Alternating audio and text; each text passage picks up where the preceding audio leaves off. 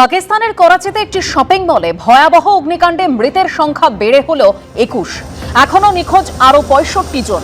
মৃতের সংখ্যা বাড়তে পারে বলেই মনে করছে দমকল। শনিবার রাতে করাচির গুল প্লাজা নামে একটি মলের বেসমেন্টে প্রথমে আগুন লাগে, সেখান থেকে ছড়িয়ে পড়ে প্রায় গোটা শপিং মলে। দমকলের চেষ্টায় আগুন নিয়ন্ত্রণে আসে রবিবার রাতে।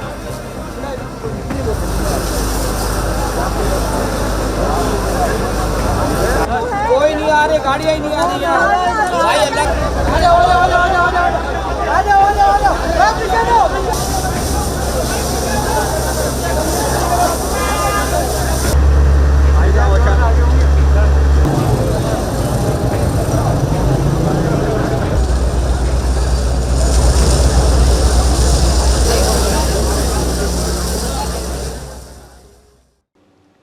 নিউটাউনে স্বর্ণ ব্যবসায়ী হত্যাকাণ্ডে সুপ্রিম কোর্টে ধাক্কা খেলেন জলপাইগুড়ির রাজগঞ্জের বিডিও প্রশান্ত বর্মন।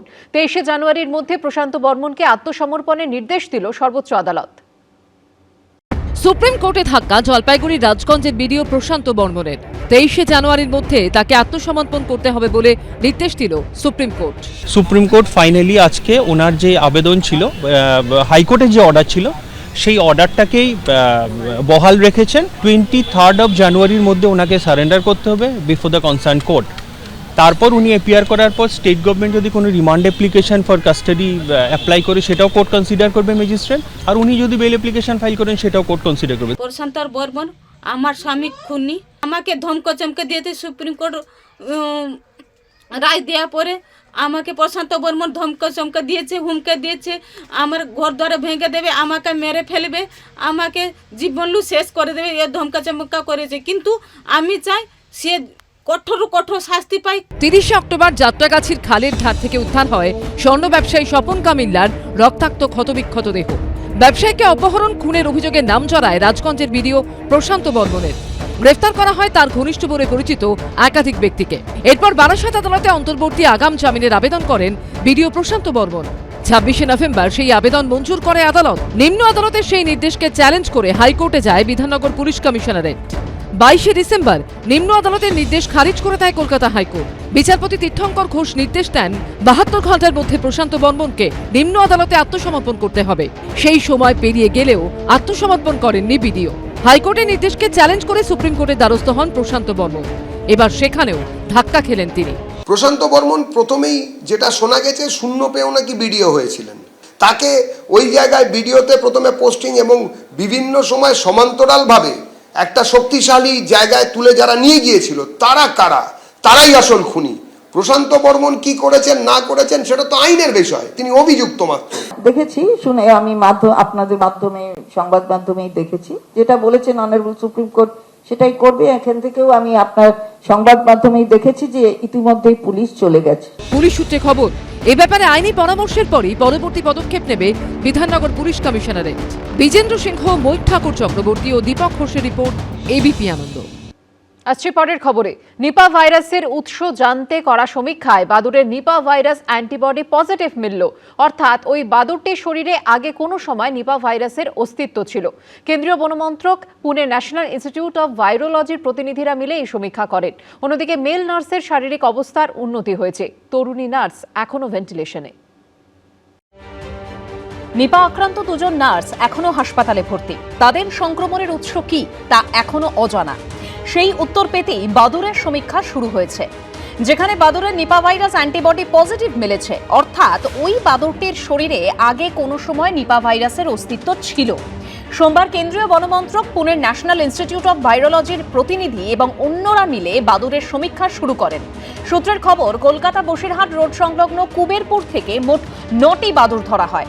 সেগুলোর শরীর থেকে ৩ রকম নমুনা পরীক্ষা করা হয়। সবকটির আরটিপিসিআর পরীক্ষার রিপোর্ট নেগেটিভ এলেও একটি বাদুড়ের অ্যান্টিবডি পজিটিভ আসে। বিশেষজ্ঞরা জানাচ্ছেন ওই বাদুড়গুলোর শরীরে এখন আর নিপা ভাইরাসের অস্তিত্ব নেই, তবে বাদুড়ের সমীক্ষা এখন চলবে বলেই জানা গিয়েছে। নিপা আক্রান্ত চিকিৎসাধীন তরুণী নার্সের শারীরিক অবস্থা এখনও সংকটজনক। তিনি ভেন্টিলেশনেই আছেন। তবে মেল নার্সের শারীরিক অবস্থার উন্নতি হয়েছে। বিশেষজ্ঞরা মনে করছেন আরও একবার আরটিপিসিআর পরীক্ষার রিপোর্ট নেগেটিভ এলে তাঁকে ছুটি দেওয়ার সিদ্ধান্ত নেওয়া যেতে পারে। এই দুই নার্সের সংস্পর্শে আসা লোকজনের যত নমুনা কল্যাণী এইমস এবং Beleghata national institute for research in bacterial ইনফেকশনে পাঠানো হয়েছিল, সব রিপোর্ট নেগেটিভ এসেছে। এদিকে নিপা ভাইরাসের বিষয়টা সামনে রেখে চিকিৎসক, নার্স ও স্বাস্থ্যকর্মীদের নিয়ে সোমবার একটা সেমিনারের আয়োজন করেছিল স্বাস্থ্য দপ্তরের institute of health and family welfare. আমরা যে নিপার ভাইরাস ইনফেকশন দেখলাম, এরকম নিপা ভাইরাস ছাড়াও হেনরা হতে পারে, বিভিন্ন ধরনের আরও ভাইরাস আছে, মার্বাগ, ইবোলা, অন্য ধরনের ভাইরাস কিন্তু বাদুর নিজের দেহের মধ্যে ঢুকিয়ে রাখে। বাদুর বিভিন্ন ধরনের ডিফরেস্টেশনের জন্য স্ট্রেসে থাকে, যে কারণে স্পিল ওভারের ঘটনাটা কিন্তু আগামী দিনেও ঘটতে পারে। কিন্তু আমাদের প্রস্তুত থাকতে হবে মানসিকভাবে, ইনফ্রাস্ট্রাকচারগতভাবে, চিকিৎসার ক্ষেত্রেও। এটা অ্যাওয়ারনেস প্রোগ্রাম, সেই জন্য চিকিৎসা কিভাবে বর্তমানে করা হয় এবং তার সঙ্গে সঙ্গে আগামী দিনে কিভাবে কন্ট্রোল মেজার্স নেওয়া যায়, আমরা কিভাবে এটাকে ঠেকাবো, প্রাথমিকভাবে প্রাথমিকভাবে কীভাবে ডায়াগনোসিস করব, বুঝতে পারবো, সেগুলোকেও আমাদের সাধারণভাবে মানুষের কাছে বলার আছে। স্বাস্থ্য দপ্তরের নির্দেশিকা মেনে কিভাবে নিপা আক্রান্তের চিকিৎসা করতে হবে তা নিয়ে আলোচনা হয় এই সেমিনারে। সন্দীপ সরকারের রিপোর্ট, এবিপি আনন্দ। এসআইআর এর শুনানি নিয়ে চরম হয়রানি শিকার সাধারণ মানুষ, যা নিয়ে সোমবারও অশান্তি ছড়ালো জেলায় জেলায়। দেগঙ্গায় আম্মা সংগঠনের বিক্ষোভে তুলকালাম বাঁধল। জয়নগর বাসন্তীতে পথ অবরোধ করলেন স্থানীয়রা। এসআইআর এর শুনানির নামে হয়রানির অভিযোগ। সপ্তাহের প্রথম দিনেও সেই অভিযোগ ঘিরে দিকে দিকে বিক্ষোভ, অবরোধ চলল। উত্তর 24 পরগনার দেগঙ্গায় ধুন্ধুমার পরিস্থিতি তৈরি হয়। পুলিশের গাড়িতে চাপড়, জুতো উঁচিয়ে হুঁশিয়ারি, পুলিশকে মারার চেষ্টা, বিক্ষোভকারীদের সঙ্গে ধস্তাধস্তি, পাল্টা লাঠিচার্জের অভিযোগ উঠল পুলিশের বিরুদ্ধে। টেনে হিচড়ে চ্যাংদোলা করে বিক্ষোভকারীদের সরালো পুলিশ।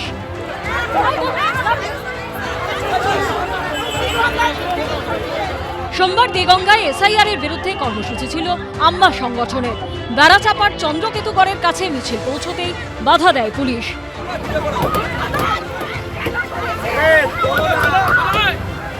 পুলিশ বাধা দিতে শুরু হয় ধস্তাধস্তি।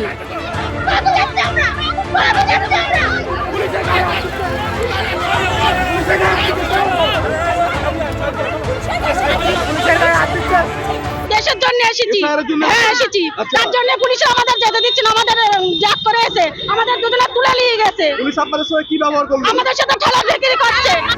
টেনে হিচড়ে রীতিমতো পাজাকোলা করে বিক্ষোভকারীদের গাড়িতে তোলে পুলিশ।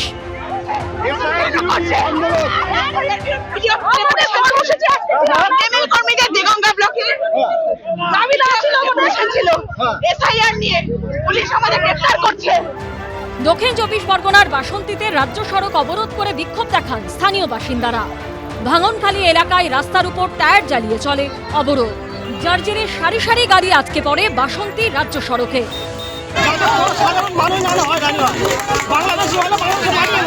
কিন্তু লিগাল ভাবে কোনো জাত ভেদ না করে একদম সিস্টেমেটিক